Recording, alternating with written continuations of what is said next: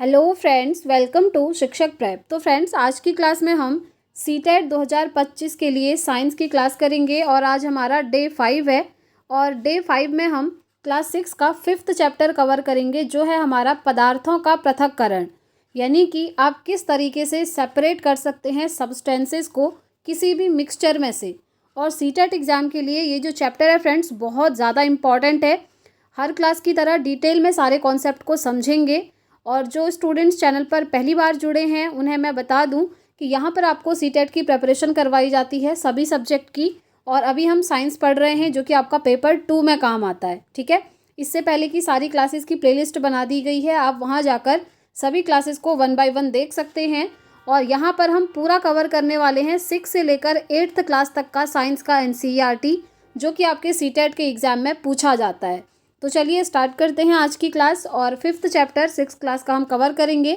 और जो भी स्टूडेंट्स पेड नोट्स लेना चाहते हैं तो स्क्रीन पर आपको जो नंबर दिख रहा है ना, इस पर आप व्हाट्सअप मैसेज करके नोट्स को बहुत ही मिनिमम प्राइस पर ले सकते हैं।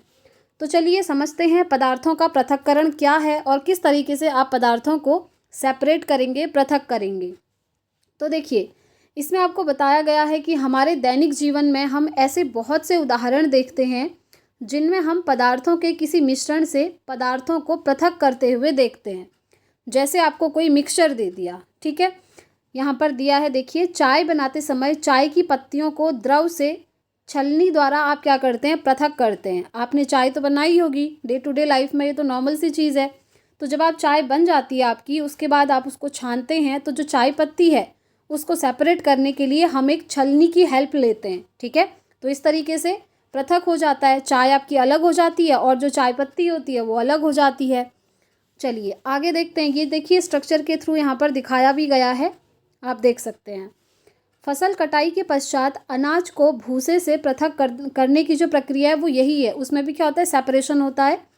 मक्खन को पृथक करने के लिए दूध या दही का जो मंथन किया जाता है वो भी आपका पृथक्करण यानी कि सेपरेशन के अंदर ही आता है। ठीक है, जैसा कि हमने अध्याय 3 में सीखा है कि रेशों से बीजों को पृथक करने के लिए हम कपास को ओटते हैं।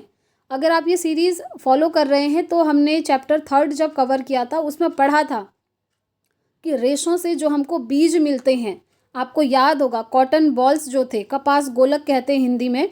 तो उसमें क्या था, वो हम देखिए, हम कपास को ओटते हैं, गिनिंग की प्रोसेस से वो हमको मिलता है, ओटने की प्रोसेस से। ठीक है, उस चैप्टर को देख लीजिएगा। जो आपका तंतु से वस्त्र तक है, फाइबर टू फैब्रिक वाला, वो भी इम्पॉर्टेंट है। चलिए आगे देखते हैं। यहाँ पर आपने नमकीन दलिया अथवा पोहा खाया होगा। यदि आपने यह पाया होगा कि इसमें मिर्च है तो खाने से पहले उन्हें सावधानी पूर्वक क्या किया होगा, बाहर निकाल दिया होगा, है ना। ये सिर्फ यहाँ पर पोहा या फिर दलिया की ही बात नहीं है। आप कोई भी फूड आइटम लेते हैं, अगर उसमें कोई चीज़ आपको दिख रही है कि ये आपको नहीं पसंद है तो आप सेम टाइम उसको सेपरेट कर देते हैं, रिमूव कर देते हैं। कल्पना कीजिए कि एक टोकरी में आम और अमरूद भरे हुए हैं और आपसे इन्हें पृथक करने के लिए कहा गया है। कितना सिंपल है, आपको एक टोकरी दी, उसमें कुछ आम रखे हैं, कुछ उसमें अमरूद रखे हैं, आपको बोला जा रहा है कि इनको सेपरेट करो, तो आप इजीली कर देंगे, है ना। अब जो बड़ी बड़ी चीज़ें होती हैं उन्हें तो हम सिंपली हाथ से उठा करके या फिर किसी चीज़ की हेल्प से अलग कर देते हैं। लेकिन अगर आपको कुछ बहुत ही बारीक सी पतली पतली सी चीज़ें दी गई, आपको बोला गया कि इसको सेपरेट करो, तो वहाँ पर तो आप ये नहीं कर सकते ना कि हाथ से उठा दिया, वो इतनी छोटी सी चीज़ होगी, आप कैसे करेंगे। तो उन्हीं मेथड्स को इस चैप्टर में हमने पढ़ना है डिटेल में। ठीक है, चलिए इसके लिए आप क्या करेंगे, एक प्रकार के फलों को उठा करके किसी दूसरे बर्तन में रख देंगे, तो फल जो है आपके क्या हो गए, सेपरेट हो गए, अलग अलग हो गए। ठीक है, अब यहाँ पर आपको स्ट्रक्चर में दिखाया है, देखिए, दूध या दही का मंथन करके मक्खन को निकाला जाता है। ये बहुत पुरानी मेथड है फ्रेंड्स, पहले तक ये मेथड यूज़ होती थी, लेकिन अब इसकी जगह पर आपकी जो है, अब आप जानते ही हैं सारी चीज़ें टेक्निकल हो गई हैं, तो मशीन वगैरह आती हैं, उससे ये मंथन किया जाता है। ठीक है, इससे आपको क्रीम मिल जाता है, यानी कि मक्खन मिल जाता है। यदि पृथक किए जाने वाले पदार्थ आम या अमरूदों की तुलना में बहुत छोटे हों तो उन्हें पृथक करने के लिए आप क्या करेंगे। कल्पना कीजिए, यदि आपको रेत और नमक के मिश्रण से भरा कोई ग्लास दे दिया जाए तो मिश्रण से रेत के कणों को हाथ से बीनकर पृथक करने की सोचना भी असंभव है। आपको अगर रेत और नमक का मिक्सचर बना के दिया जाए और आपको बोला जाए इसे सेपरेट करो, तो आप कैसे करेंगे। आप अपने हाथों की हेल्प से तो कर नहीं पाएंगे, है ना।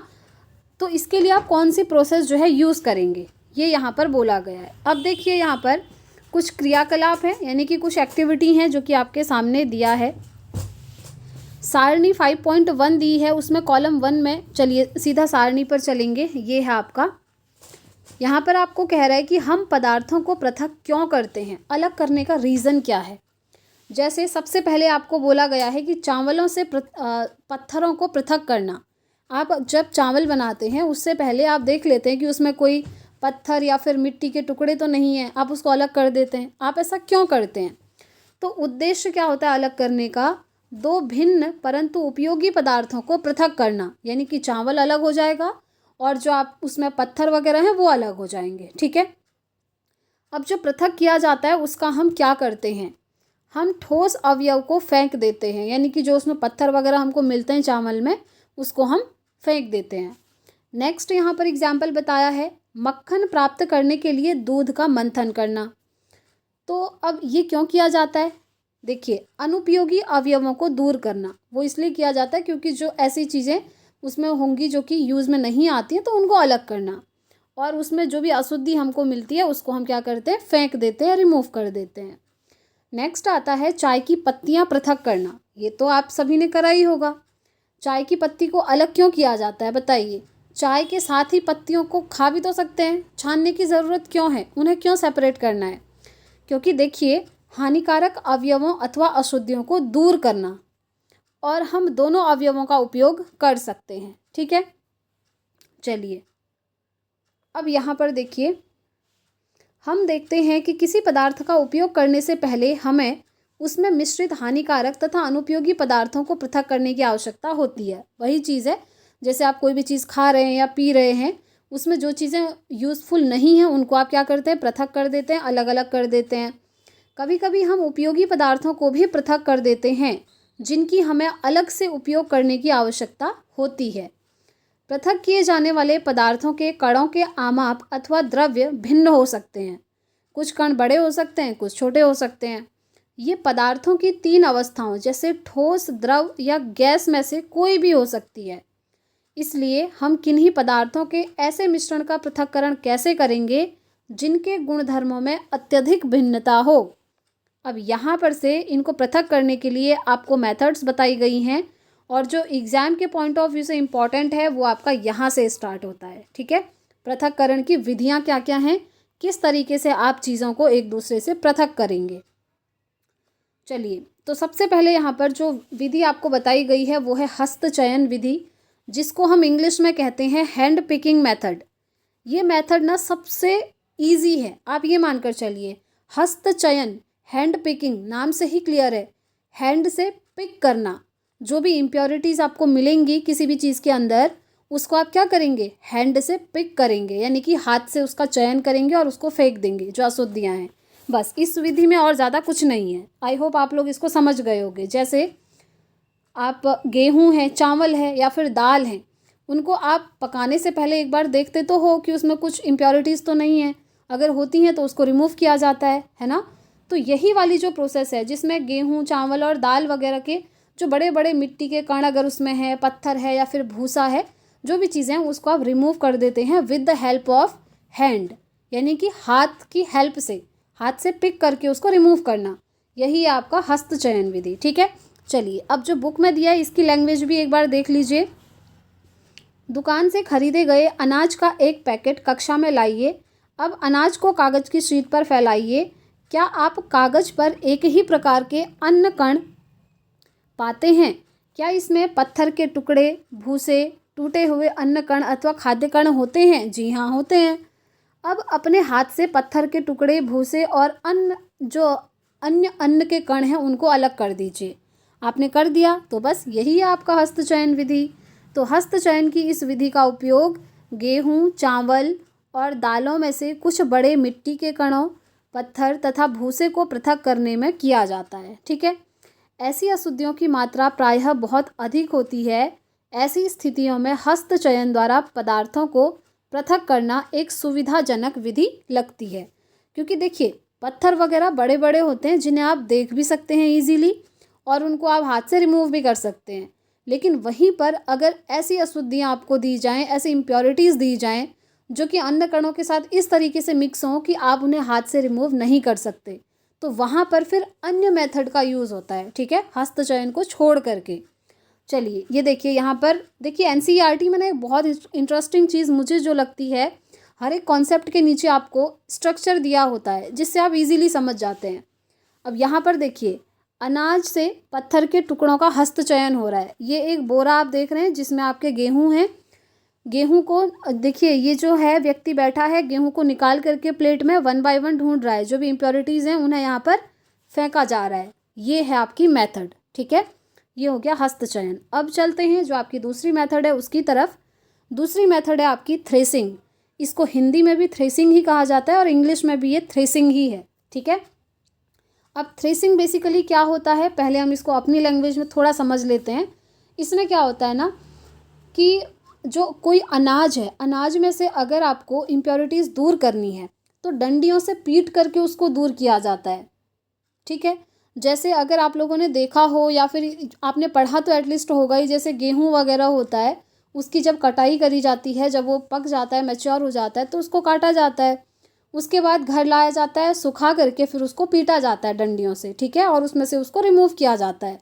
यानी कि जो मेन हमारा अनाज है उसको अलग करने के लिए हम डंडी से उसको पीट रहे हैं, जैसे गेहूं को पीटा जाता है। अगर आपने रूरल एरियाज़ में देखा होगा तो गेहूं को डंडियों से पीट करके उसमें से गेहूं को रिमूव किया जाता है। वही प्रोसेस होती है आपकी थ्रेसिंग, ठीक है। चलिए अब इसको थोड़ा डिटेल में समझते हैं। देखिए, आपने खेत अथवा खलिहानों में गेहूं या चावल की सूखी डंडियों के गट्ठर देखे होंगे, ठीक है, वही चीज़ है। सूखे पौधों से अनाज को अलग करने से पहले धूप में उनको सुखाया जाता है, जो कि मैंने आपको बताया, ठीक है। प्रत्येक सूखे पौधे की डंडी पर अन्न के कण लगे होते हैं। तो खेतों में रखे सैकड़ों गट्ठरों पर लगे अन्न कणों की संख्या की कल्पना कीजिए। कितने सारे अन्न के कण होंगे, कितने सारे उनमें गेहूं होंगे। अगर आप उनको गेहूं को अलग करना चाहते हैं तो आप इसी मेथड का यूज़ करेंगे। किसान अन्न कणों को सूखे पौधों के इतने गट्ठरों से अनाज को कैसे पृथक करते होंगे, जरा सोचिए। आमों तथा अमरूदों को वृक्षों से तोड़ा जा सकता है, वो तो ईजी है, लेकिन अन्न कण आम और अमरूदों की तुलना में बहुत छोटे होते हैं। तो अगर छोटे होते हैं तो मेथड भी दूसरी यूज़ करनी पड़ेगी, इसलिए इनको इनकी डंडियों से तोड़ना असंभव होता है। तो अन्न कणों को उनकी डंडियों से आप पृथक कैसे करेंगे, बताइए। तो यहाँ पर बताया है कि सूखे पौधों की डंडियों से अन्न के कणों अथवा अनाज को पृथक करने के प्रक्रम को थ्रेसिंग कहा जाता है, ठीक है। इस प्रक्रम में डंडियों को पीटकर अन्न कणों को पृथक किया जाता है। कभी कभी थ्रेसिंग का कार्य बैलों की सहायता से भी किया जा सकता है। अत्यधिक मात्रा के अन्न कणों को डंडियों से पृथक करने के लिए थ्रेसिंग मशीनों का भी उपयोग किया जाता है, ठीक है। लेकिन जहाँ पर नॉर्मल ये अनाज होता है तो वहाँ पर हाथों से ही आज भी लोग यूज़ करते हैं। जैसे कि आप इस स्ट्रक्चर में किसान को देख सकते हैं, इस तरीके से पीटा जाता है। ये जो आप गट्ठर देख रहे हैं ये सारा गेहूं का गट्ठर लगा हुआ है, ठीक है। अब इतने सारे गट्ठर में से गेहूं को अगर अलग करना है तो ये जो किसान है ये इस तरीके से पीट रहा है। ऐसे आप इस पत्थर पे रख करके पीटेंगे और ये जो आप देख रहे हैं ये गेहूं यहाँ पर रिमूव हो गया है, इसमें से गेहूं निकल जाएगा। लास्ट में क्या करेंगे, जो गेहूं और भूसा मिक्स है उसको आप आराम से उसको सेपरेट कर सकते हैं, गेहूं को निकाल सकते हैं with the help of threshing method, ठीक है। बस आपको ये याद रखना है कि थ्रेसिंग किन किन चीज़ों के लिए यूज़ किया जाता है। एग्जाम्पल, जैसे गेहूं को अलग करना, ठीक है, उसके भूसे से, और जैसे चावल है, सरसों है, उसमें भी ये यूज़ किया जाता है। तो ये था आपका थ्रेसिंग। चलिए, आई होप आप दोनों मेथड समझ गए होंगे, हैंड पिकिंग और थ्रेसिंग। नेक्स्ट आता है आपका निष्पावन विधि। निष्पावन को हम इंग्लिश में कहते हैं फ्रेंड्स विनोइंग मेथड, ठीक है। क्या कहते हैं, विनोइंग मेथड। इस तरीके से भी आप समझ सकते हैं। निष्पावन होता है विनोइंग मेथड। देखिए, अगर आप पेड नोट्स लेते हैं ना तो आपको वो बाइलिंगुअल जो है दिया जा रहा है, और स्पेशली जो साइंस का नोट्स है वो मेरा हैंड रिटन नोट्स है, और सीटेट के एग्ज़ाम पॉइंट ऑफ व्यू से बहुत ज़्यादा इंपॉर्टेंट है फ्रेंड्स, और टू द पॉइंट चीज़ें लिखी हैं, कुछ भी एक्स्ट्रा आपको नहीं मिलेगा। काफ़ी सारे स्टूडेंट्स नोट्स ले चुके हैं। अगर आप भी 2025 में सीटेट देना चाहते हैं फ्रेंड्स तो अभी से प्रिपरेशन स्टार्ट कर दीजिए। नोट्स आप टाइम से ले लीजिए, क्लासेस डेली यहाँ पर फॉलो करिए, आप साइंस में बहुत अच्छा स्कोर कर पाएंगे। क्योंकि देखिए, 6 to 8 की साइंस आपकी पूछी जाती है, लेकिन कभी कभी हम ना एनसीईआरटी के कुछ जो छोटे छोटे बॉक्सेस होते हैं उनको इग्नोर करके चले जाते हैं और क्वेश्चन वहीं से बन जाता है। तो इसीलिए हमने स्टार्ट किया है बेसिक से, क्लास 6 से लेकर 8th की एनसीईआरटी कवर करेंगे, और उसके बाद अगर आपको किसी दूसरे एग्ज़ाम के लिए पढ़ना है तो उसके बाद हम 9 to 12th की एनसीईआरटी भी करने की कोशिश करेंगे, ठीक है। लेकिन सीटेट में क्लास 8 तक का इनफ है आपके लिए। चलिए, तो अब निष्पादन विधि को पढ़ते हैं, विनोइंग मेथड को पढ़ते हैं। विनोइंग मेथड होती क्या है, पहले इसको अपनी नॉर्मल लैंग्वेज में समझ लेते हैं। जैसे इस विधि में क्या हुआ कि यहाँ पर गेहूं को सेपरेट कर लिया गया, अलग कर लिया गया, ठीक है। अब ये जो गेहूं है ना, इसके साथ सिर्फ गेहूं ही नहीं होगा, इसमें और चीज़ें भी मिक्स होंगी, जैसे भूसा वगैरह होगा, ठीक है, लकड़ी के टुकड़े हो सकते हैं, ये सारी चीज़ें। तो अब इसमें से प्योर गेहूं को रिमूव करने के लिए ये वाली जो मेथड है, यहाँ पर देखिए, जब हवा चलती है ना तो उस टाइम पर इस तरीके से गेहूं को ऊपर से डाला जाता है, जो भूसा होता है हल्का वो अलग हो जाता है और गेहूं एक साइड इकट्ठा हो जाता है। तो ये विधि है आपकी विनोइंग, यानी कि निष्पादन विधि। इसको हम कह सकते हैं कि हवा के जो झोंके हैं उसके द्वारा मिश्रण में से हल्के जो अवयव हैं, यानी कि जो भूसा है वो अलग हो जाएगा और जो भारी गेहूं के दाने होंगे वो हमको सेपरेट मिल जाएंगे। अब ये किस किस चीज़ में यूज़ होता है, चलिए पूरा एक बार पढ़ लेते हैं इसको भी। सूखे रेत तथा लकड़ी के बुरादे अथवा सूखी पत्तियों के पाउडर का एक मिश्रण बनाइए, ठीक है। वही चीज़ हो रही है जैसे यहाँ पर है ना, ये पूरा जो गेहूं है वो प्योर नहीं मिला है अभी, इसमें लकड़ियाँ भी मिक्स हैं। तो अब ये लकड़ियाँ, ये जो छोटा मोटा भूसा है, इसको अलग करने के लिए इस तरीके से जब हवा चलती है तो ऊपर से डाला जाता है और वो भूसा अलग हो जाता है, ठीक है। तो अब आपको एग्जाम्पल दिया है कि जैसे सूखे रेत तथा लकड़ी के बुरादे अथवा सूखी पत्तियों के पाउडर का एक मिश्रण बनाइए। इस मिश्रण को किसी प्लेट अथवा समाचार पत्र के ऊपर रखिए। मिश्रण को ध्यान से देखिए, क्या आप दोनों अवयवों को आसानी से पृथक कर सकते हैं? बताइए, क्या दोनों अवयवों के कणों के आमाप समान हैं? क्या हस्तचयन विधि से आप इसको अलग कर सकते हैं? बिल्कुल भी नहीं, हस्तचयन से तो ये होगा ही नहीं। अब आप इस मिश्रण को खुले मैदान में ले जाइए और किसी ऊंचे समतल स्थान पर आप खड़े हो जाइए। मिश्रण को आप प्लेट में अथवा समाचार पत्र पर रखिए। जिस प्लेट अथवा समाचार पत्र पर मिश्रण रखा है उसे पकड़ करके आप हवा में कंधे की ऊंचाई तक ले जाकर थोड़ा सा टेढ़ा कीजिए ताकि मिश्रण धीरे धीरे नीचे गिरे। ऐसा नहीं कि एक ही बार में आप पूरा पलट दे रहे हैं, आराम से। ये जो स्ट्रक्चर देखिए यहाँ पर, ये लेडी कर रही हैं यही काम, इनको दिखाया है, ये स्टूल पे खड़ी हैं, मतलब थोड़ा हाइट पे खड़ा होना है, कहने का मतलब ये है। और इस तरीके से धीरे धीरे जो चीज़ है उसको गिरा रही हैं, ठीक है। धीरे धीरे गिराएंगी तो क्या होगा, यहाँ पर देखिए दिया हुआ है, क्या होता है, क्या दोनों अवयव रेत एवं बुरादा एक ही स्थान पर गिरते हैं? जी नहीं, रेत हमारा क्या होता है, भारी होगा, बुरादा हल्का होगा। तो जो रेत है वो अलग इकट्ठा हो जाएगा और जो हल्का बुरादा है वो अलग साइड को चला जाएगा, मतलब जो भूसा है, ठीक है। तो एक ही स्थान पर गिरते हैं या नहीं? क्या कोई अवयव ऐसा है जो वायु द्वारा दूर उड़कर चला जाता है? जी हाँ, जो भूसा है वो अलग हो जाता है। क्या वायु मिश्रण के दोनों अवयवों को पृथक करने में सफल हुई? जी हाँ। यहाँ पर मेन रोल किस चीज़ का है? एयर का है, हवा का है, ठीक है। किसी मिश्रण के अवयवों को इस प्रकार पृथक करने की जो विधि है वो निष्पादन कहलाती है। तो निष्पादन का उपयोग पवनों तथा वायु के झोंकों द्वारा मिश्रण से भारी तथा हल्के अवयवों को पृथक करने में किया जाता है, ठीक है। आई होप ये पूरा प्रोसेस आप समझ गए होंगे। सबसे पहले हमने हस्तचयन विधि पढ़ी, हैंड पिकिंग, देन हमने थ्रेसिंग पढ़ा, और थर्ड हमारी मेथड है निष्पादन यानी कि विनोइंग, जो कि यहाँ पर कंप्लीट होती है। इसमें बस आपको चाहिए हवा चल रही हो और जो जिसमें से आपको भूसा अलग करना है उसको थोड़ा सा हाइट में जाकर आपने ऐसे पकड़ना है और धीरे धीरे गिराना है। भूसा यहाँ साइड को चला जाएगा, देखिए लिखा भी है भूसा, ठीक है। और यहाँ पर देखिए लिखा है अनाज, जो मेन अनाज हमको चाहिए वो यहाँ पर इकट्ठा हो जाएगा, ठीक हो गया। अब क्वेश्चन आपसे ये पूछा जाता है कि ये किस किस चीज़ में यूज़ किया जाता है। तो देखिए, सबसे पहले गेहूं को भूसे से अलग करने के लिए यूज़ किया जाता है, ठीक हो गया। दूसरा यूज़ किया जाता है सूखे रेत और लकड़ी के बुरादे को या फिर सूखी पत्तियों के पाउडर का मिश्रण, उसको अलग करने के लिए भी यूज़ किया जाता है। और ये यहाँ पर आपको दिया हुआ है, देखिए, रेत और बुरादा तथा सूखी पत्तियों का पाउडर, ठीक है, इसमें ये यूज़ किया जाता है। हाँ, इसमें एक लाइन और है, वो भी देख लीजिए। साधारणतया किसान इस विधि का उपयोग हल्के भूसे को भारी अन्न कणों से पृथक करने के लिए करते हैं।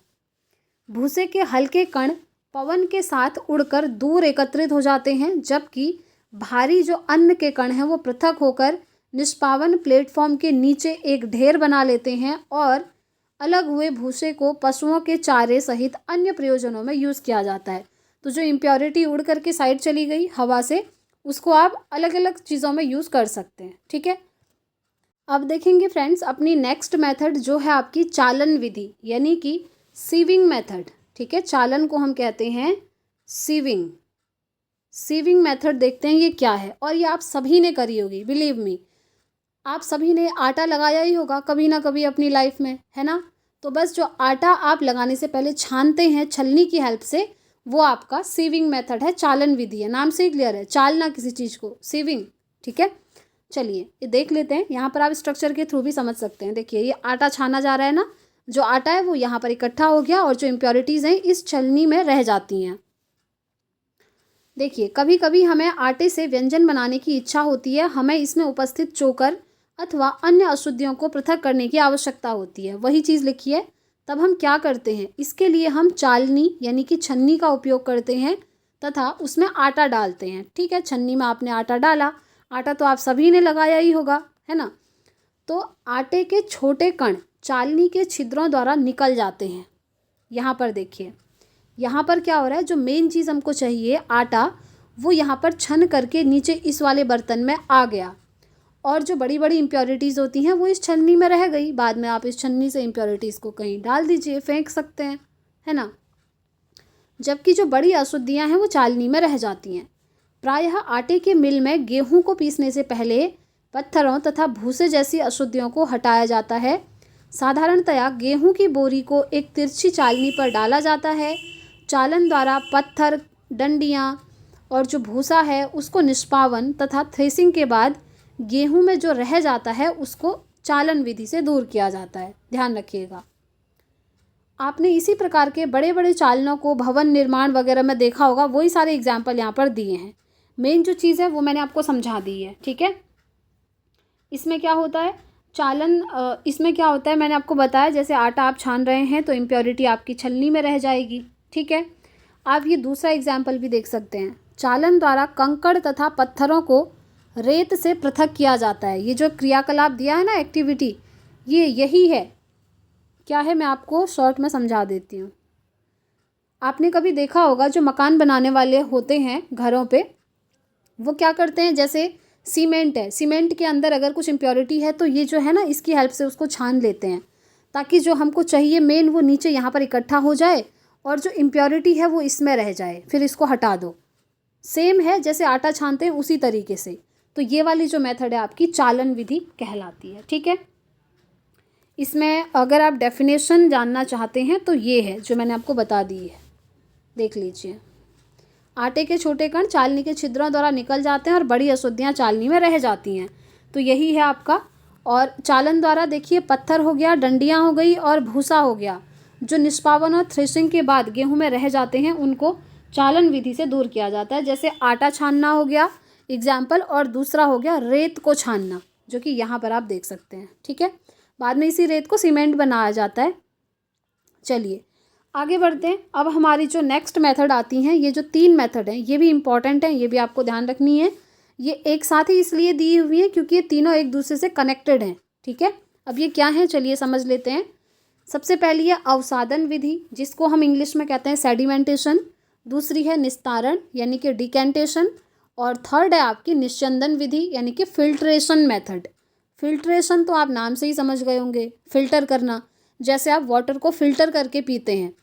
अब कुछ अशुद्धियाँ ऐसी होती हैं ना, इतनी छोटी छोटी, जो हमको नज़र ही नहीं आती, जो कि हमारा वाटर है, जो हम वाटर इनटेक करते हैं उसमें जो इम्प्योरिटीज़ होती हैं वो हमें दिखाई नहीं देती।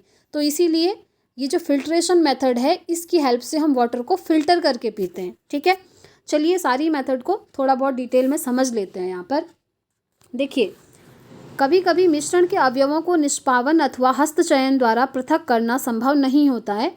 जैसे उदाहरण के लिए चावल तथा दाल में धूल, मिट्टी जैसे हल्के कण हो सकते हैं। चावल तथा दालों को पकाने से पहले इस प्रकार की अशुद्धियाँ कैसे पृथक होंगी, बताइए। प्रायः पकाने से पहले चावल या दालों को जल से धोया जाता है।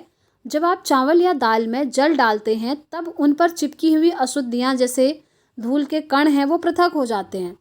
ये अशुद्धियाँ जल में चली जाती हैं। अब सोचिए, बर्तन की तली में कौन डूबेगा, चावल डूबेगा या धूल डूबेगी। सपोज करिए जैसे राइस आप सबने बनाया होगा, जब आप रॉ राइस लेते हैं, कच्चा चावल लेते हैं, जब आप उसको वॉश करते हैं, ठीक है, जब आप वॉश करते हैं तो क्या होता है, चावल के अंदर जो भी इम्प्योरिटी होती है छोटी छोटी, जो आपको दिखी नहीं, जो आप हैंड पिकिंग मेथड से रिमूव नहीं कर पाए, वो जो अशुद्धियाँ होती हैं वो वाटर के ऊपर एक लेयर बना देती हैं, क्योंकि वो क्या होते हैं, हल्के कण होते हैं, ठीक है। तो हल्के कण क्या होते हैं, वाटर के ऊपर लेयर बना देते हैं, और जो भारी होता है, भारी क्या होता है, चावल होता है, तो वो चावल जो है बर्तन के नीचे जा कर के बैठ जाता है रिलैक्स पोजीशन में आराम से, ठीक है। तो इससे क्या होता है, जो ऊपर भूसे की लेयर बनी है मिट्टी वगैरह की, उसको आप रिमूव कर देते हैं। तो बस यही है यहाँ पर। तो चावल नीचे रहेगी या धूल नीचे रहेगी पूछा है, तो ऑब्वियसली आप कहेंगे कि चावल नीचे होगा और धूल के कण जो हैं ऊपर आ जाएंगे। बर्तन को थोड़ा सा टेढ़ा करके आप जल को बाहर गिरा दीजिए। जल के साथ जो ऊपर जो अशुद्धियों की लेयर है वो भी नीचे चली जाएगी, ठीक है, वो रिमूव हो जाएगी। मिश्रण में जल मिलाने पर भारी अवयवों के नीचे तली में बैठ जाने के प्रोसेस को ही हम अवसादन कहते हैं। इतना सिंपल। आई होप आप सब समझ गए होंगे। क्या होता है अवसादन? सेडिमेंटेशन। सेडिमेंटेशन होता है मिश्रण में अगर आप वाटर मिला रहे हैं तो जो भारी अवयव हैं वो नीचे तली पर बैठ जाएंगे। फॉर एग्जाम्पल चावल धोना, चावल धो रहे हैं तो जो अशुद्धियाँ हैं वो ऊपर आ जा रही हैं, और बर्तन को थोड़ा टेढ़ा करके हम वो वाटर गिरा दे रहे हैं और अशुद्धियाँ भी उसी के साथ बह जा रही हैं नीचे को, और हमारे पास हमारा चावल मिल गया, ठीक है, जो कि साफ होगा। चलिए, ये हो गया आपका सेडिमेंटेशन यानी कि अवसादन विधि। अब इसी से कनेक्टेड आती है आपकी निस्तारण विधि, डिकेंटेशन। अब ये डिकेंटेशन क्या होता है? सिंपल है, जो आपके पास अवसादित मिश्रण है उसको बिना हिलाए आप क्या करेंगे, जल को मिट्टी सहित उड़ेलने की प्रक्रिया निस्तारण कहलाती है। निस्तारण में सिंपल है, जैसे आपने चावल को धोया, इम्प्योरिटी ऊपर आ गई पानी के साथ, उसके बाद थोड़ी देर उसको आप रिलैक्स करने दीजिए, छोड़ दीजिए वैसा ही, और जब पूरी तरीके से चावल नीचे बैठ जाएगा, इम्प्योरिटी ऊपर आ जाएगी, तो आप उसको किसी दूसरे बर्तन में शिफ्ट कर सकते हैं, ठीक है। जो अवसादित मिश्रण है उसको आप बिना हिलाए क्या करेंगे, मिट्टी के साथ यानी कि उसमें जो भी धूल है उसके साथ अलग से उड़ेल देंगे। वो हो गया आपका निस्तारण विधि, जो कि आप यहाँ पर देख सकते हैं। ये मैं आपको स्ट्रक्चर से बता देती हूँ। ये देखिए, किसी मिश्रण के दो अवयवों को अवसादन तथा निस्तारण द्वारा पृथक करना। यहाँ पर देखिए, मिट्टी और जल का एक मिश्रण लिया हुआ है एक ग्लास के अंदर, ठीक है, वाटर है, उसमें मिट्टी को मिक्स किया हुआ है। उसके बाद क्या हुआ, आपने थोड़ी देर उस ग्लास को वैसा ही छोड़ दिया। जब आपने उसको छोड़ा तो क्या होगा, ये जो ब्लैक आप देख रहे हैं ये मिट्टी ये ग्लास के नीचे इकट्ठा हो जाएगी, ठीक है, और ऊपर जो है आपको वाटर नज़र आएगा, ठीक। उसके बाद क्या होगा, ये विधि हो गई आपकी क्या, इतना अवसादन हो गया, ठीक है, यानी कि भारी कण नीचे बैठ गए, भारी वाला जो मिट्टी है। उसके बाद आपने क्या किया कि इसको बिना हिलाए इस तरीके से दूसरे ग्लास में शिफ्ट कर दिया, यानी कि जो ये वाटर और इम्प्योरिटी है इसको आपने यहाँ डाल दिया और इस ग्लास में अब सिर्फ मिट्टी ही मिट्टी रह गई। तो ये हो गई आपकी निस्तारण विधि यानी कि डिकेंटेशन मेथड, जिसमें आपने क्या किया, बिना बर्तन को हिलाए वो जो इम्प्योरिटी है उसको दूसरे ग्लास में शिफ्ट कर दिया है, ठीक है। इस तरीके से आप ऐसे भी समझ सकते हैं, मिट्टी और जल का मिश्रण, या फिर आप वो जो चावल वाला एग्जाम्पल मैंने आपको बताया वो भी बेस्ट है, आप जैसे चाहें वैसे समझ सकते हैं, ठीक है। चलिए, अब बारी आती है फिल्ट्रेशन की। फिल्ट्रेशन आखिर क्या होता है? देखिए, अब ये तो ऐसी चीज़ें थी ना जो कि आपको थोड़ा बहुत आंखों से नज़र आ रही थी, लेकिन ये जो फिल्ट्रेशन होती है, निस्यंदन विधि होती है, इसमें क्या होता है, जो अशुद्धियाँ होती हैं वो हमें नज़र ही नहीं आती हैं। और इसका सबसे बेस्ट एग्जाम्पल है हमारा जो वाटर है। वाटर हमें लगता है कि एकदम ट्रांसपेरेंट है, ये एकदम प्योर है, बट ऐसा नहीं होता। उसके अंदर बहुत सारी इम्प्योरिटीज़ होती हैं, और उसको रिमूव करने के लिए हम क्या है, फिल्ट्रेशन यानी कि निस्यंदन विधि का यूज़ करते हैं। और निस्यंदन हम कैसे कर सकते हैं, इसके बहुत सारे एग्जाम्पल हैं। आप फिल्टर पेपर का यूज़ कर सकते हैं, आप किसी कपड़े का यूज़ कर सकते हैं। देखिए, सिंपल है, आप क्या करिए, वाटर को उठाइए, कपड़े से, कॉटन का क्लॉथ आप ले सकते हैं, 3-4 बार जो है कपड़े से उसको छान लीजिए, तो इम्प्योरिटीज़ आपकी रिमूव हो जाएंगी। या फिर आप फ़िल्टर पेपर का यूज़ कर सकते हैं। इसके लिए तो बहुत सारी मेथड्स होती हैं जो आप लोग भी जानते होंगे। चलिए अब इसको थोड़ा सा डिटेल में समझ लेते हैं। देखिए, अब हम ऐसे अन्य मिश्रणों का पता लगाते हैं जिसमें अवयवों को अवसादन और निस्तारण विधि द्वारा पृथक किया जा सकता है। तो यहाँ पर आपको ऐसे ही बहुत सारे एग्जाम्पल बताए हैं, ठीक है, और एग्जाम्पल ये सारे मैंने आपको बता ही दिए हैं कि ये क्या क्या हो सकते हैं। चलिए यहाँ से देखिए, चाय को एक छन्नी में डाल दीजिए, क्या चाय की सारी पत्तियाँ छन्नी में रह जाती हैं? इस प्रक्रम को निस्यंदन या फिल्टर करना कहते हैं। अब सोचिए, तैयार चाय से चाय की पत्तियाँ पृथक करने में निस्तारण और निस्यंदन में से कौन सी विधि अच्छी है? अब आपसे पूछा जाए कि जैसे चाय को छानना है, ठीक है, तो उसके लिए बेस्ट मेथड कौन सी होगी? निस्तारण होगी या फिर आपकी निस्यंदन होगी? देखिए, आप कहेंगे निस्यंदन ज़्यादा बेटर होगी। क्यों? क्योंकि निस्यंदन में क्या हो रहा है कि छोटी से छोटी इम्प्योरिटी भी हमारी रिमूव हो जा रही है ना। तो इसीलिए ये जो निस्यंदन है, फिल्ट्रेशन है, ये हमारी ज़्यादा अच्छी मानी जाएगी। और जैसे यहाँ पर दिया है, अब हम अपने उपयोग में आने वाले जल का उदाहरण लेते हैं, वही, ठीक है। क्या हम सभी को हर समय पीने के लिए सुरक्षित जल मिलता है? कभी कभी नलों से गंदा जल भी आता है। तालाब, नदियों से एकत्रित किया गया जल भी कभी कभी ख़राब हो जाता है, बेसिकली बरसात के दिनों में। तो वो कैसे प्योर किया जाता है, यही आपको बताया है कि ये जो है निस्यंदन विधि से प्योर किया जाता है। बस यहाँ पर यही एग्जाम्पल दिया हुआ है, ठीक है। चलिए आगे बढ़ते हैं। अब आपको कुछ और चीज़ें भी यहाँ पर बताई होंगी। ओके, ये सारे तो आपके एग्जाम्पल हैं। हाँ, ये सब यहाँ पर एग्जाम्पल हैं, ठीक है। ये देखिए स्ट्रक्चर, फिल्टर पेपर का यूज़ करके यहाँ पर क्या किया जा रहा है? निस्यंदन किया जा रहा है, फिल्ट्रेशन किया जा रहा है, ठीक है। ऐसे फिल्टर पेपर यूज़ कर सकते हैं, या फिर आप इस तरीके से कोन बना सकते हैं, शंकु बना सकते हैं किसी फिल्टर पेपर का, जिसमें क्या होगा, एक छोटा सा होल बचेगा, बस वहीं से आप क्या करेंगे, उसको इम्प्योरिटी को रिमूव कर पाएंगे। तो आपका ये फ़िल्टर पेपर हो गया, यानी कि फ़िल्टर पत्र हो गया। इस तरीके से फ़िल्टर पेपर का आप कोन बना सकते हैं, या फिर आप कपड़े की भी हेल्प से कर सकते हैं, ठीक है। बहुत सारे एग्जाम्पल हैं, इनके हेल्प से वाटर को आप फिल्टर कर सकते हैं। चलिए अब हम पढ़ेंगे जो नेक्स्ट टॉपिक आपका आता है, जो कि बहुत इंपॉर्टेंट है। ये देखिए, ये है आपका वाष्पन विधि, ठीक है। वाष्पन क्या होता है, ये आपको पढ़ना होगा। ओके, एक चीज़ मैं इसमें आपको और बता दूं फ्रेंड्स, जो कि आपसे एग्ज़ाम में पूछा जाता है, यहाँ तो मेंशन नहीं करा है, लेकिन मैं आपको बताते हुए चलती हूँ, ठीक है। जो हमने निस्तारण विधि पढ़ी है ना, ये वाली, यानी कि जो हमने डिकेंटेशन पढ़ा है, जिसमें बिना बर्तन को हिलाए इम्प्योरिटी को रिमूव किया जाता है, ये वाली जो विधि है ना, मेनली किस में यूज़ होती है? दो द्रवों के मिक्सचर में यूज़ होती है। अब वो कौन कौन से द्रव होते हैं? वाटर और ऑयल। आपसे ये क्वेश्चन पूछा जाता है कि वाटर और ऑयल को अलग के मिक्सचर को अलग करने के लिए कौन सी विधि यूज़ करी जाती है? तो आप हमेशा कहेंगे निस्तारण विधि, डिकेंटेशन मेथड यूज़ करी जाती है वाटर और ऑयल के मिक्सचर में से इन दोनों को रिमूव करने के लिए, ठीक है।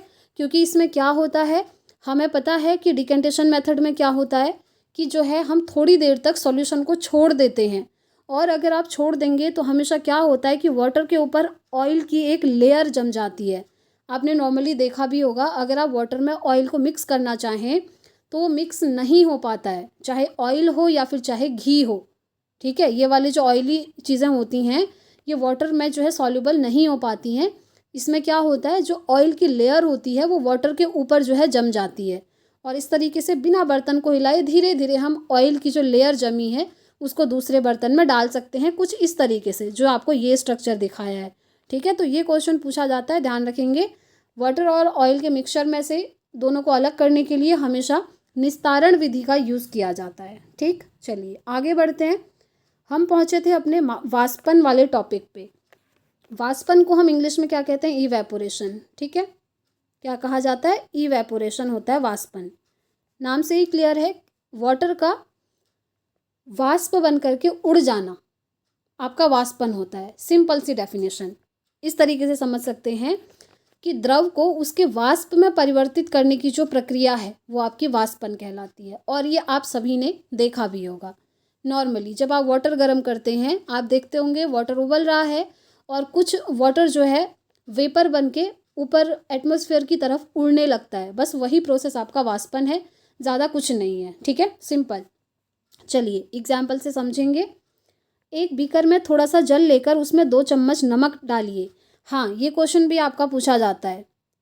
नमक अगर आप डाल रहे हैं वाटर के अंदर और अब आप चाहते हैं कि वाटर और नमक अलग हो जाए, तो आप कैसे अलग करेंगे? With the help of evaporation method. ध्यान रखेंगे। चलिए समझते हैं, यहाँ पर डिटेल में दिया है। एक एक्टिविटी आपको करनी है कि एक बीकर में थोड़ा सा जल लेकर के उसमें 2 चम्मच आपने सॉल्ट डालना है, नमक डालना है और उसको अच्छी तरीके से हिला देना है। ठीक है। क्या आप इस क्रियाकलाप में हमने मिश्रण से जल तथा नमक को पृथक करने के लिए वाष्पन की प्रक्रिया का प्रयोग किया होगा? बताइए। जी हाँ, बिल्कुल किया होगा। जल को उसके वाष्प में परिवर्तित करने की प्रक्रिया वाष्पन है। जहाँ पर जल होता है, वाष्पन की प्रक्रिया वहाँ पर निरंतर होती रहती है। अब देखिए, जैसे सपोज करिए आपने वाटर में सॉल्ट डाल दिया। अब आप वाटर को गर्म कर रहे हैं। अब आप चाहते हैं कि सॉल्ट और वाटर अलग अलग हो जाए, सेपरेट हो जाए। तो उसमें क्या होता है, जो वाटर होता है वो वेपर बन के पूरा उड़ जाता है और बर्तन में हमारा जो शेष रह जाता है वो हमारा नमक होता है, सॉल्ट होता है। ठीक है। और ये इवेपोरेशन मेथड से ही हो रहा है, वाष्पन विधि से।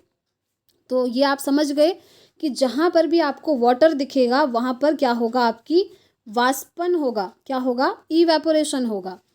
आपके विचार से नमक कहाँ से आता है? देखिए, ये क्वेश्चन भी पूछा जाता है, वाष्पन विधि कहाँ कहाँ यूज़ होती है। सबसे पहले जल और नमक को पृथक करने के लिए वाष्पन विधि यूज़ होती है। दूसरा, समुद्री जल से नमक प्राप्त करने के लिए भी वाष्पन विधि ही यूज़ होती है। समुद्री जल से नमक को प्राप्त करना, आप जानते हैं जो नमक के बड़े बड़े ढेले होते हैं समुद्र के किनारे, उनको ना गड्ढों में डाल दिया जाता है। और जब उन गड्ढों में सनलाइट पड़ती है तो सनलाइट की हेल्प से क्या होता है, जो वाटर है वो वेपर बन के उड़ जाता है और हमको सॉल्ट मिल जाता है। तो यही एक्टिविटी यहाँ पर दी है। चलिए पढ़िए। आपके विचार से नमक कहाँ से आता होगा? समुद्र के जल में अत्यधिक मात्रा में लवण मिश्रित होते हैं। इन्हीं लवणों में से एक लवण क्या है? साधारण नमक भी है। ठीक है। जब समुद्र के जल को बड़े बड़े पत्थर समुद्र के जल को बड़े बड़े उथले गड्ढों में भरकर छोड़ दिया जाता है। ठीक है। तो क्या होता है कि सूर्य के प्रकाश से जल जो है गर्म होकर वाष्पन द्वारा धीरे धीरे वाष्प में बदलने लगता है और कुछ समय बाद सारा जल जो है वाष्पित हो जाता है और जो ठोस लवण नीचे बच जाता है वही हमारा क्या है? साधारण नमक है। और उसको ऐसे ही नहीं उठा लेते हैं, उसके लिए क्या होता है, मिश्रण का शोधन किया जाता है, उसको सही से निकाला जाता है, प्योर किया जाता है। ठीक है। और इस तरीके से हमको नमक जो है प्राप्त हो जाता है। चलिए थोड़ा स्ट्रक्चर देख लीजिए। यहाँ पर दिखाया है आपको नमक युक्त जल से भरे बीकर को गर्म करना। हम गर्म कर रहे हैं, जो इसमें सॉल्ट होगा वो नीचे रह जाएगा और वाटर क्या होगा, पूरा वेपर बन करके उड़ जाएगा। ठीक है, वाष्प बन के उड़ जाएगा। ये जो स्ट्रक्चर है ये देखिए, समुद्र जल से नमक कैसे प्राप्त किया जा रहा है। समुद्र जल की आप जानते ही हैं लवण वगैरह इसमें होते हैं और सबसे ज़्यादा NaCl ही होता है, साधारण जो नमक होता है। ठीक है, नॉर्मल सॉल्ट वाली बात। तो कैसे प्राप्त होता है ये भी हमने देख लिया है। चलिए आगे बढ़ते हैं। वाष्पन भी हो गया। पृथक्करण की एक से अधिक विधियों का उपयोग। हमने पदार्थों को पृथक करने की कुछ विधियों के बारे में अध्ययन किया है। प्रायः किसी मिश्रण में उपस्थित विभिन्न अवयवों को पृथक करने में केवल एक विधि का उपयोग पर्याप्त नहीं होता है। ऐसी स्थिति में हमने एक से ज़्यादा विधियों का प्रयोग भी करना पड़ सकता है इम्प्योरिटी को दूर करने के लिए। ठीक है, ये स्ट्रक्चर देखिए काफ़ी इंटरेस्टिंग है, जिसमें आपको वाष्पन और संघनन यानी कि इवेपोरेशन और जो कंडेंसेशन है वो दोनों ही बताए हैं। इवेपोरेशन आप समझ गए क्या होता है ना, वाष्प बन करके उड़ जाना पानी का। अब ये संघनन क्या चीज़ है, ये इसी से कनेक्टेड है। देखिए यहाँ पर दिया है एक्टिविटी, इसको समझ लेते हैं। रेत और नमक का मिश्रण लीजिए, इसे आप कैसे पृथक करेंगे। रेत और नमक का मिश्रण है। हमने पहले भी देखा है कि हस्तचयन विधि और पृथक्करण इसके लिए व्यावहारिक नहीं होगी। जी हाँ, ये इतनी छोटी इम्प्योरिटीज़ तो है नहीं जो कि आप हाथ से उठा करके अलग कर देंगे। इसके लिए कौन सी मेथड यूज़ होगी पूछा है। इस मिश्रण को बीकर में रखिए तथा इसमें कुछ जल मिलाइए। इसके बाद बीकर को कुछ समय के लिए एक ओर रख दीजिए। क्या आप देखते हैं कि रेत बीकर की तली में बैठ गया है? जी हाँ, बिल्कुल रेत बीकर की तली में बैठ जाएगा क्योंकि रेत भारी है। तो इसको आप निस्तारण या निस्यंदन द्वारा पृथक कर सकते हैं। सिंपल सी चीज़ है, ये तो आप जानते हैं, है ना। निस्तारित द्रव में क्या है। अब जो द्रव आपने निस्तारित कर दिया है उसमें क्या है। क्या आप सोचते हैं कि इस जल में वही नमक है जो आरंभ में मिश्रण में था। क्या आप ऐसा सोचते हैं, बताइए। अब इस निस्तारित द्रव से नमक और जल को अलग करना है। नमक अलग करना है, जल अलग करना है। इस द्रव को किसी केतली में भरकर इसका ढक्कन बंद कर दीजिए। अब कुछ समय तक केतली को गर्म कीजिए। क्या आप केतली की टोंटी से भाप निकलती हुई देखते हैं। जी हाँ, बिल्कुल देखते हैं। चाय बनाते हुए क्या होता है, यही तो होता है ना। ये हमने केतली ले ली, नमक इसमें डाला हुआ है। अब इस केतली को हम हीट दे रहे हैं, गर्म कर रहे हैं। तो क्या हो रहा है, ये जो केतली का ये वाला हिस्सा होता है, मुंह होता है इसका, यहाँ से भाप निकलती हुई हमको दिखाई दे रही है। एक धातु की प्लेट लीजिए जिस पर कुछ बर्फ़ रखी हो। अब ये जो आप देख रहे हैं ना ऊपर से, ये एक धातु की प्लेट ली है और इसके ऊपर क्या है, बर्फ़ के टुकड़े हैं। प्लेट को केतली की टोंटी के ठीक ऊपर पकड़िए। अब ये जिस प्लेट के ऊपर बर्फ़ है उसको ठीक जो है केतली के मुंह के पास ला करके रख दिया जहाँ से भाप निकल रही है। ठीक है, तो आप क्या देखते हैं, केतली के सारे जल को भाप में बदलने दीजिए। अब केतली के अंदर जितना वाटर है उसको पूरा भाप में आप बदलने दो। तो ऐसा करने से क्या होगा, देखिए बहुत इंटरेस्टिंग है। जब भाप बर्फ़ से ठंडी हो गई तब प्लेट के संपर्क में आती है और वह संघनित होकर द्रव में बदल जाती है। प्लेट के नीचे बूंद बूंद होकर वो नीचे गिरने वाला यह जल संघनन द्वारा भाप बनता है। देखिए बेसिकली हुआ क्या है, मैं आपको सिंपली बता देती हूँ। यहाँ पर हमने गरम किया है केतली को, केतली के अंदर हमने सॉल्ट डाला हुआ है। ठीक है, केतली को हीट कर रहे हैं। इसके अंदर जितना भी वाटर बना है पूरे वाटर को हम क्या कर रहे हैं, गरम करके वाष्प बन के उड़ने दे रहे हैं। ये वाष्प बन के उड़ रहा है। अब जब ये वाष्प बन के उड़ रहा है तो यहाँ पर से हमने एक बर्तन लिया, उसके ऊपर हमने बर्फ़ के टुकड़े रखे हैं। अब बर्फ़ के टुकड़े रखे हैं तो ऑब्वियसली वो ठंडा होगा, है ना। तो जैसे ही ये भाप जो है, वाष्प जो है इस बर्तन के कांटेक्ट में आती है तो ये भाप जो है द्रव में कन्वर्ट हो जाती है, यानी कि पानी में बदल जाती है फिर से। और पानी में बदल कर इस तरीके से आप किसी दूसरे बर्तन में इसको इकट्ठा कर सकते हैं। तो कॉन्सेप्ट क्या निकला कि यहाँ से हमने पानी को गर्म किया, वो गर्म किया हुआ पानी यहाँ पर क्या हुआ, वाष्प बन करके उड़ने लगा। और वाष्प के कांटेक्ट में अगर हम कोई ठंडी बर्फ़ या फिर ठंडी चीज़ ला रहे हैं तो वही वाष्प जो है दोबारा से यहाँ पर पानी बन करके दूसरे बर्तन में आ जाएगा। सिंपल कॉन्सेप्ट है, ये आपने देखा होगा। जैसे आप वाटर गर्म करते हैं ना, आप गैस ऑन करते हैं, वाटर आप जिस बर्तन में गर्म कर रहे हैं उसको ढक दीजिए किसी चीज़ से, किसी प्लेट से। जब वो थोड़ी देर बाद गर्म होने लगे आप उस प्लेट को हटा करके देखेंगे तो प्लेट में आपको वाटर की ड्रॉपलेट्स नज़र आएंगी, पानी की बूंदें आपको प्लेट में भी दिखाई देने लगती हैं। वो किस प्रोसेस से होता है, वो इसी प्रोसेस से होता है। इसी को हम कहते हैं संघनन, यानी कि कंडेंसेशन। ठीक है, यही प्रोसेस होती है कंडेंसेशन, जब हमारा जो भाप है वो कंडेंस होकर के हम उसको द्रव में परिवर्तित कर देते हैं। तो ये क्या होता है, हमारा कंडेंसेशन होता है। ठीक है, यही चीज़ यहाँ पर दी है कि जल वाष्प से उसकी द्रव अवस्था में परिवर्तित होने की प्रक्रिया ही हमारी क्या होती है, कंडेंसेशन होती है, संघनन होती है। आई होप आप लोग समझ भी गए होंगे ये चीज़। ठीक है, नहीं समझ में आया है तो प्लीज़ कमेंट करके ज़रूर बताएं, और वैसे समझ में आ ही गया होगा। देखिए, क्या आपने कभी जिस पात्र में दूध की थोड़ी देर पहले उबाला गया था उस पर ढकी प्लेट पर संघनित जल की बूंदों को देखा है। सेम चीज़ है, ये कह रहा है कि आपने जैसे कभी मिल्क को गर्म करके देखा होगा।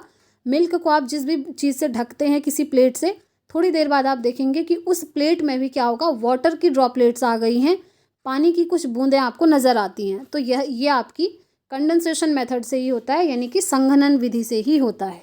ठीक है, बस यही चीज़ आपको बताई गई है। जब सारा जल वाष्पित हो जाता है तो फिर केतली में पीछे क्या छूट जाता है। सिंपल सी चीज़ है, इसमें हमने क्या किया था, केतली में पानी के साथ साथ नमक भी तो डाला था ना। तो जब पूरा पानी आपका वाष्प बन करके उड़ गया तो केतली में लास्ट में नमक रह जाएगा। ठीक है, इस तरीके से नमक को भी हम इस विधि से अलग कर सकते हैं।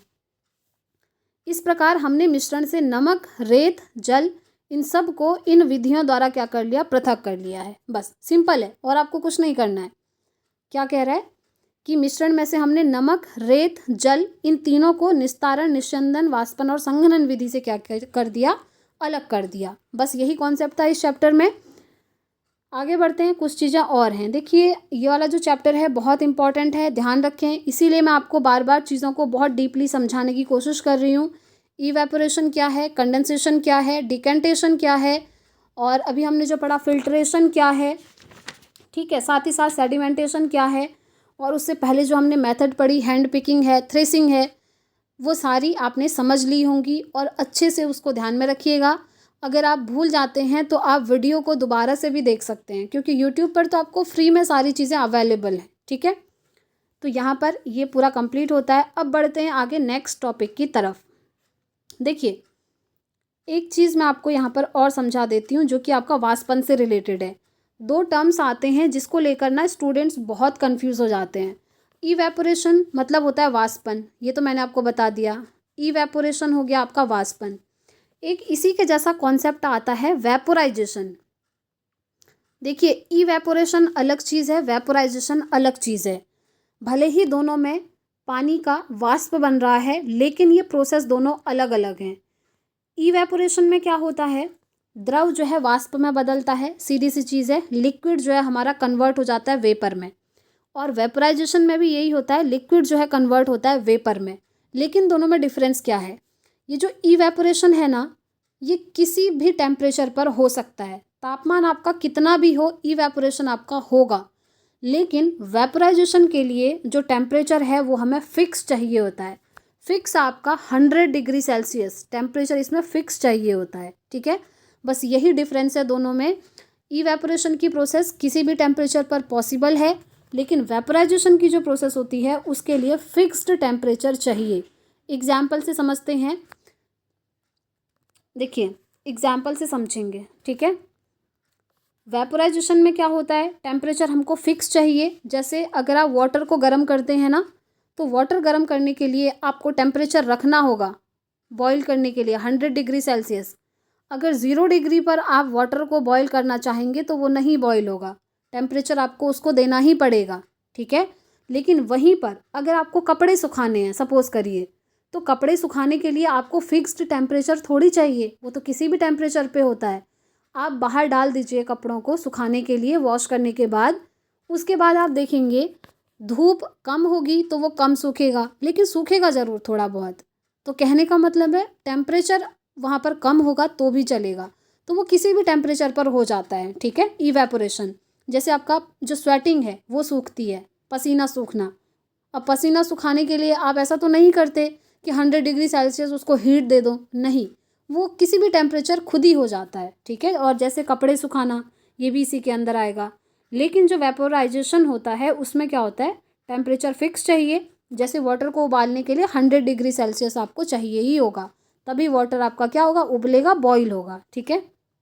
चलिए, आई थिंक दोनों में डिफरेंस समझ गए होंगे। आगे बढ़ते हैं। आज की क्लास थोड़ा सा लॉन्ग हो गई है फ्रेंड्स, क्योंकि चैप्टर थोड़ा सा बड़ा था और कॉन्सेप्ट सारे क्लियर करने ज़रूरी थे, ठीक। अब देखिए यहाँ पर जो इम्पोर्टेंट है, यहाँ पर एक कॉन्सेप्ट आपको बताया गया है संतृप्त विलयन का। बस संतृप्त विलयन क्या है ये आपने समझना है, तो चलिए समझ लेते हैं। इस कार्य के लिए आपको एक बीकर अथवा एक ग्लास, एक चम्मच नमक तथा जल की आवश्यकता होगी। आधा कप जल लेकर के उड़ेलिए, 1 चम्मच नमक इसमें डालकर तब तक विलोड़ित कीजिए जब तक पूरी तरह से न घुल जाए। देखिए बेसिकली इसमें क्या होता है ये आपको दिखाया है, ठीक है। नमक को जल में घोलना, आपने एक ग्लास में वाटर लिया, जल लिया, अब उस जल में आपने नमक घोलना चाह रहे हैं, आपने इसमें थोड़ा नमक डाला और स्पून की हेल्प से मिक्स करने की कोशिश की। लेकिन आप इसमें इतना सारा नमक डाल रहे हैं, डालते जा रहे हैं, डालते जा रहे हैं, डालते जा रहे हैं, इतना ज़्यादा डाल रहे हैं कि अब वो वाटर के अंदर मिक्स ही नहीं होगा। अब अगर आप इसमें सॉल्ट जो है, नमक जो है हद से ज़्यादा डाल देंगे, तो आप खुद बताइए क्या इसमें वो सॉल्ट जो है घुल पाएगा, मिक्स हो पाएगा? नहीं होगा ना। उसका एक लिमिटेड मात्रा होगी कि उसी मात्रा तक वो घुलेगा। लेकिन अगर आप उस मात्रा से भी ज़्यादा नमक डाल दे रहे हैं, बहुत सारी स्पून डाल दी, तो वो नमक उसमें नहीं घुलेगा उसके बाद, ठीक है। तो पदार्थ को द्रव में घोलने से विलयन बनता है, ये आप जानते हैं। यानी कि सॉल्ट को आप वाटर में डाल करके घोल रहे हैं तो आपका विलयन बन रहा है, सॉल्यूशन बन रहा है। लेकिन अगर विलयन में एक टाइम के बाद जब पदार्थ जो है घुलना बंद हो जाए, तो उसी प्रोसेस को हम कहते हैं संतृप्त विलयन। मैंने क्या बोला? मैंने बोला कि अगर किसी सॉल्यूशन में जो पदार्थ है अब वो नहीं घुल पा रहा है, उसकी क्षमता ख़त्म हो गई है घुलने की, तो वो आपका क्या होगा? संतृप्त विलयन होगा। ठीक है, चलिए मैं आपको डेफिनेशन दिखाती हूँ, कहीं तो दिया होगा। चलिए, कुछ चम्मच भर नमक मिलाने के बाद क्या आप यह पाते हैं कि कुछ अविलेय नमक बच जाता है और बीकर की तली में बैठ जाता है? यदि हाँ, तो इसका अर्थ यह हुआ कि अब इस जल में अधिक नमक नहीं घुल सकता और अब यह विलयन आपका संतृप्त विलयन कहलाएगा, क्योंकि अब उसमें नमक की मात्रा नहीं घुलने वाली। जितना उसमें घुल सकता था घुल गया, लेकिन आपने एक्स्ट्रा नमक डाला तो वो ग्लास की तली में बैठ जाएगा, वो मिक्स नहीं होगा। तो वो वाला जो आपका विलयन है वो आपका संतृप्त विलयन कहलाता है। ठीक है, एक संकेत यहाँ पर यह भी बताता है कि उस समय संभवतः क्या गलत हुआ जब पहेली ने रेत में अधिक मात्रा में मिले नमक को पुनः प्राप्ति का प्रयास किया था। कदाचित नमक की मात्रा संतृप्त विलयन बनाने के लिए आवश्यक मात्रा से बहुत अधिक होगी। अविलेय नमक जो है रेत के साथ मिला रह गया, जिससे पुनः प्राप्त नहीं किया जा सका। वह अधिक मात्रा में जल का उपयोग करके अपनी समस्या हल कर सकती थी। ये ऊपर वाले उसकी बात करिए जो हमने अभी एग्जाम्पल देखा था। ठीक है, बस आपको यही समझना है संतृप्त विलयन क्या होता है, और आई होप कि आप समझ गए होंगे। जब जो है कोई पदार्थ किसी लिक्विड में घुलना बंद हो जाए तो उस स्टेज को हम कहेंगे कि वो संतृप्त विलयन है। ठीक है, चलिए आगे बढ़ते हैं। यहाँ पर आपको कुछ क्रियाकलाप बताया है नमक और चीनी का। जल में घुलने वाले पदार्थ की मात्रा, चम्मचों की संख्या। आपसे पूछ रहा है कि आप किसी ग्लास में जैसे नमक डाल रहे हैं तो कितना चम्मच डाल रहे हैं कि वो घुल जा रहा है, कितने चम्मच के बाद जो है वो घुलना बंद हो करके नीचे तले में बैठ जा रहा है। सेम चीज़ आपकी चीनी से रिलेटेड भी डाली हुई है, आप ये एक्सपेरिमेंट करके देख सकते हैं। ठीक है, तो फ्रेंड्स इस तरीके से सारे कॉन्सेप्ट यहाँ पर कंप्लीट होते हैं, सारे टॉपिक कंप्लीट हो गए इस चैप्टर के, और चैप्टर हमारा कंप्लीट हो गया। और हमेशा की तरह अब हम इसका सारांश पढ़ेंगे जो कि आपका एग्ज़ाम के लिए इम्पॉर्टेंट हो जाता है। ठीक है, इस चैप्टर में हमने ये सारे कॉन्सेप्ट पढ़े: मंथन, संघनन, निस्तारण, वाष्पन, निश्चंदन, हस्तचयन, संतृप्त विलयन, अवसादन, चालन, विलयन, थ्रेसिंग और निष्पावन। ठीक है, आई होप आपको समझ में भी आए होंगे। चलिए फटाफट से इसका सारांश देख लेते हैं। पहला है हस्तचयन, निष्पावन, चालन, अवसादन, निस्तारण, निश्चंदन मिश्रणों से उसके अवयवों को पृथक्करण की कुछ विधियां हैं। जी हाँ, ये सारी विधियां हमने 1 बाय 1 डिटेल में पढ़ ली हैं। अनाज से भूसा और पत्थरों को हस्तचयन द्वारा आप पृथक कर सकते हैं, बिल्कुल, जैसे गेहूं में से, चावल में से पत्थरों को ढूंढना। नेक्स्ट है भूसा अनाज के भारी बीजों से निष्पावन विधि द्वारा पृथक किया जाता है। जी हाँ, उसके बाद है किसी मिश्रण के कणों की आमाप में अंतर का उपयोग चालन तथा निश्चंदन प्रक्रियाओं द्वारा पृथक्करण में किया जाता है। जी हाँ, ये सारी चीज़ें हम पढ़ चुके हैं। रेत और जल के मिश्रण में रेत के भारी कण तली में बैठ जाते हैं और निस्तारण की विधि द्वारा जल को पृथक किया जाता है। जी हाँ, जब ये तली में बैठते हैं तो वो प्रोसेस तो आपका कहलाता है अवसादन, लेकिन जब आप उसको बिना हिलाए अलग कर देते हैं, रिमूव करते हैं दूसरे बर्तन में, तो वो होता है आपका निस्तारण, डिकेंटेशन। ठीक है, अभी हमने जस्ट पढ़ा ही था। नेक्स्ट है द्रव तथा उसमें अविलेय पदार्थ के अवयवों को निश्चंदन के उपयोग से पृथक किया जा सकता है। जी हाँ, बिल्कुल किया जा सकता है। किसी द्रव को उसी वाष्प में परिवर्तित करने की प्रक्रिया वाष्पन है। अभी पढ़ा था हमने कि पानी का उसका वाष्प बन करके उड़ जाना आपका वाष्पन कहलाता है। वाष्पन की विधि का उपयोग द्रव में घुले ठोस को पृथक करने के लिए भी किया जाता है। हमने अभी पढ़ा था ना कि वाटर प्लस सॉल्ट, इस मिक्सचर में से सॉल्ट को अगर अलग करना है तो आप क्या करेंगे, वाष्पन विधि का यूज़ करेंगे। वाष्पन विधि में क्या होगा, वाटर जो है वाष्प बन के उड़ जाएगा और बर्तन में हमारा नीचे रह जाएगा सॉल्ट। इस तरीके से हमको सॉल्ट मिल जाएगा। ठीक है, जिस विलयन में कोई पदार्थ और अधिक न घुल सके उसको हम कहेंगे संतृप्त विलयन। अभी जस्ट हमने एग्जाम्पल भी देखा, किसी पदार्थ के विलयन को गर्म करने पर उसमें और अधिक पदार्थ को घोला जा सकता है। जी हाँ, ये चीज़ भी ध्यान रखें। अगर आप जैसे एक ग्लास ठंडा वाटर लीजिए, एक ग्लास गर्म वाटर लीजिए, दोनों में आप शुगर डाल करके मिक्स करने की कोशिश कीजिए। आप देखेंगे कि जो गर्म वाटर में आप शुगर को मिक्स कर रहे हैं वो जल्दी मिक्स हो जाएगा in comparison to cold water. ठीक है, ठंडे वाटर में शुगर उतनी जल्दी मिक्स नहीं होगा जितना जल्दी गर्म वाटर में होगा। तो कहने का मतलब है आप अगर किसी भी विलयन को, किसी भी सॉल्यूशन को गर्म करते हैं तो गर्म करने पर उसमें किसी भी पदार्थ की जो मात्रा है वो ज़्यादा मात्रा में घुलने की कोशिश करती है। ठीक है। नेक्स्ट है, जल विलेयी पदार्थों की विभिन्न मात्राएं घोलता है। जी हाँ, अलग अलग मात्रा में घोलता है। तो इस तरीके से ये चैप्टर हमारा कंप्लीट होता है। फ्रेंड्स, वीडियो कैसी लगी कमेंट करके ज़रूर बताइएगा। वीडियो पसंद आई हो तो प्लीज़ वीडियो को लाइक करें और कमेंट करके बताएं। साथ ही साथ आप हमें टेलीग्राम पर भी ज्वाइन कर लीजिएगा, क्योंकि वहाँ पर ना आपको एग्ज़ाम होने तक सारी अपडेट्स दी जाएंगी। और अगर आप टाइम से प्रिपरेशन करना चाहते हैं तो नोट्स ज़रूर ले लीजिएगा, ताकि आपकी प्रिपरेशन बहुत ही बेस्ट हो जाएगी। ठीक है। तो इस वीडियो में इतना ही रखते हैं फ्रेंड्स। मिलेंगे अब हम कल इसी टाइम पर इवनिंग में अपनी नेक्स्ट क्लास के साथ। और अब हम CDP भी स्टार्ट करने वाले हैं, इसलिए चैनल को फॉलो ज़रूर कर लीजिएगा। और वैसे CDP के मैंने PYQs वगैरह आपको करवाए हैं, आप जा कर के चैनल पर चेकआउट कर सकते हैं। तो मिलते हैं फ्रेंड्स कल। Thanks for watching.